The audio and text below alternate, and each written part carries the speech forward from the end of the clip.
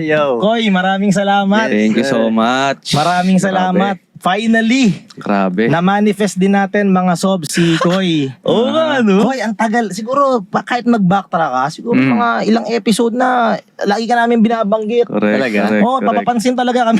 Talaga? Baka masakaling may makapag-connect sa atin. Kasi nga, yun, nag-uusap kami ni Pao. Sinasabi din namin sa mga nakikinig sa amin, sa Timawa, na si Kuy, yung bagsakan ni Kuy, ano yan eh, personal development yan eh, no? Nakaka-relate kami sa mga sinasabi mo. It's just that, magkaiba ng terms, jargons. Streets to eh, streets. Ito, streets. Hindi ko makakalain kasi parang malayo yung mga mundo natin eh. Oo nga eh. Diba, no? Oo. Pero pareho tayo ng gustong i-message sa mundo. Correct. Okay. No, Correct. it's just that yung sa'yo na itatagos mo on a kung parang street level, abot ka Okay. ng mga tao sa streets kung para ma-achieve rin nila yung mga na-achieve mo sa buhay, no? Bakit sa tingin mo ganun, tol, na naano ko siya in a street level? Feeling ko kasi kami natuto kami through experience din, Okay. and umattend kami ng mga seminar, libro, ganyan. I'm not saying na hindi ka nag-seminar ka ba? Mukhang hindi, no? Uma-attend ng seminar? Mga personal development seminar. Hindi. Hindi, no? So Self-taught tingin ko, self-taught. yun, self-taught. Okay. Dahil napagdaanan mo talaga to sa buhay, experience mo. Okay. Kaya na-i-share mo siya na nanggagaling sa experience. And since you are from the streets, kaya ganun yung lengguwahe mo. Tama ba?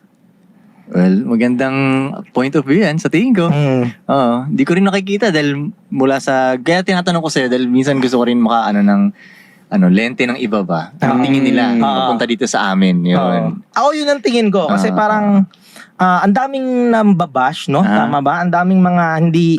Sa akin, Oo. most loved kaya ako. Most love yan. Oo, no? Hindi ka masyadong controversial eh. Hindi. Hindi masyado, Safe no? na safe. Oo, pero siguro iba hindi abot.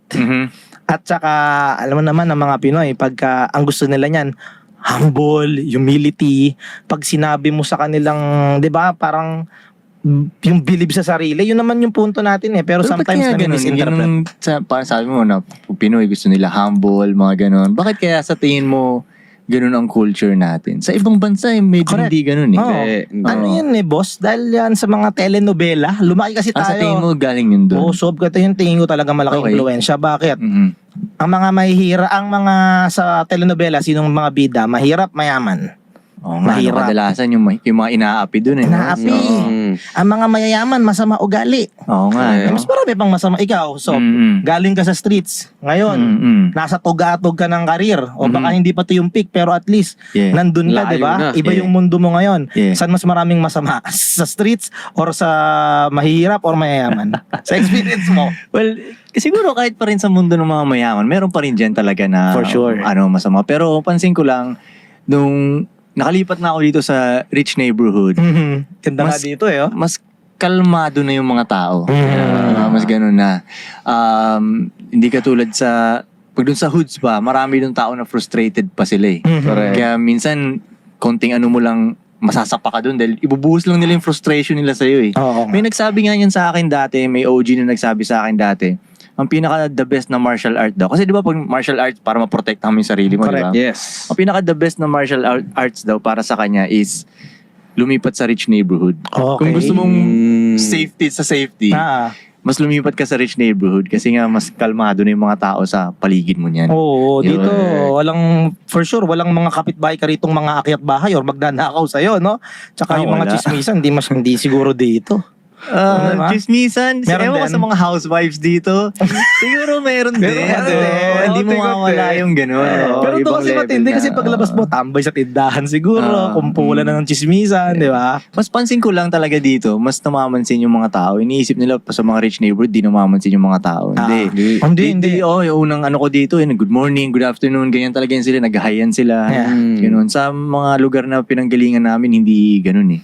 Parang maghihinala ka pa, ba't yung bait na ito masyado? Good afternoon, good morning sa akin. Good morning, paluin kaya yatang tubo. Oo, Duda pa eh, no? Duda pa. minsan parang makaka-timing ka pa, mag-good morning ka na lang. Mainit ulo nung good morningan mo, di ba? Minsan masasampulan ka pa ng mga Correct. sa hoods. Pero dito, okay mga tao dito, kalmado lang sila dito. Correct.